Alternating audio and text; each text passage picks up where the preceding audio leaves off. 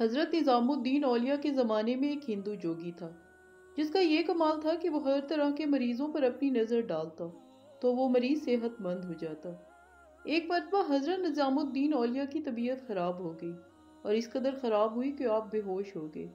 جب آپ کو ہوش آیا تو آپ کے خدام کہنے لگے، حضرت اگر آپ اجازت دیں تو ہم فلاں جوگی کے پاس آپ کو لے جائیں، وہ مریض کو دیکھتے ہی اس کا مرض ٹھیک کر دیتا ہے، ہم آپ کی پلنگ لے چلیں۔ یہ سن کر حضرت نے فرمایا، خبردار ایسا ہرگز نہ کرنا، مجھے اندیشہ ہے کہیں لوگوں کے عقائد میں خرابی نہ پیدا ہو جائے۔ اتفاق سے ایک دن پھر حضرت کو دورہ پڑا اور آپ بے ہوش ہو گئے۔ آپ کے مریدین کو آپ سے حد درجہ محبت تھی، وہ آپ کا بہت زیادہ احترام کرتے تھے۔ ان سے آپ کی یہ حالت برداشت نہ ہوئی اور وہ آپس میں مشورہ کر کے آپ کو بے ہوشی کے عالم میں پلنگ سمیت اس جوگی کے پاس لے گئی اور سوچا کہ جب آپ کی طبیعت سنبھل جائے گی تو آپ سے معافی مانگ لیں گے۔ جب اس جوگی نے آپ کو دیکھا تو پھولے نہ سمایا اور دل ہی دل میں سوچنے لگا، اب تو میری دکان خوب چمکے گی، اتنی بڑی ہستی میرے پاس اپنا علاج کروانے آئی ہے۔ جوگی نے حضرت کو دیکھا اور فوراً اپنا تصور ڈالا اور مرض سلب ہو گیا۔ آپ یکدم اٹھ بیٹھے، یوں محسوس ہوتا تھا جیسے آپ کو کچھ ہوا ہی نہیں۔ حضرت نے دیکھا کہ یہ جوگی کا مکان ہے۔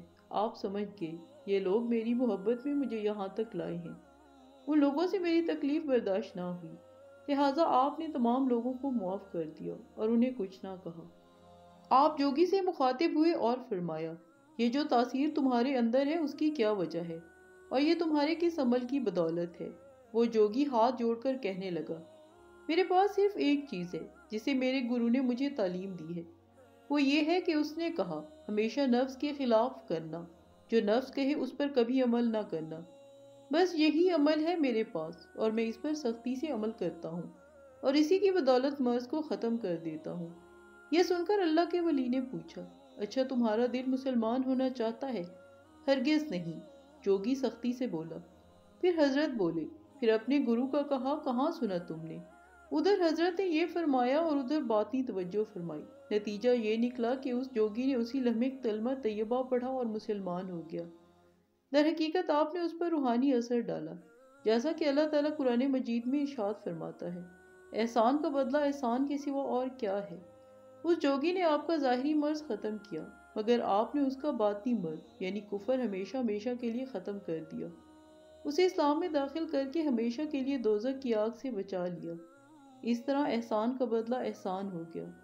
حضرت نظام الدین اولیاء نے بادشاہوں کی صحبت سے ہمیشہ دوری اختیار کی، ان سے کسی بھی حال میں ملنا پسند نہیں کرتے تھے۔ بادشاہ جلال الدین فیروز شاہ خلجی کو آپ سے ملاقات کی بڑی تمنا تھی، اس لیے اپنے ایک دوست امیر خسرو سے اس کا ذکر کیا تو انہوں نے وعدہ کیا کہ وہ آپ کی ملاقات ضرور کرائیں گے۔ بادشاہ خوش ہو گیا۔ امیر خسرو نے سلطان سے وعدہ تو کر لیا، پھر ان کے دل میں خیال آیا کہ کہیں ان کے مرشد کو یہ ناگوار نہ گزرے، اس لیے انہوں نے اپنے مرشد سے عرض کی، آپ کی خدمت میں بادشاہ آنا چاہتا ہے۔ آپ اسی وقت دلی چھوڑ کر اپنے پیر و مرشد حضرت بابا فرید الدین گنج شکر کے مزار کی زیارت کے لیے چلے گئے۔ بادشاہ کو جب یہ خبر ملی تو امیر خسرو سے پوچھا، حضرت کے سامنے میری حاضری کا راز فاش کیوں کیا؟ امیر خسرو بولے، بادشاہ سلامت، اگر آپ ناراض ہوتے ہیں تو زیادہ سے زیادہ میری جان کو خطرہ ہے، لیکن اگر میرے مرشد ناراض ہوتے تو میرے ایمان کو خطرہ تھا۔ یہ سن کر بادشاہ خوش ہو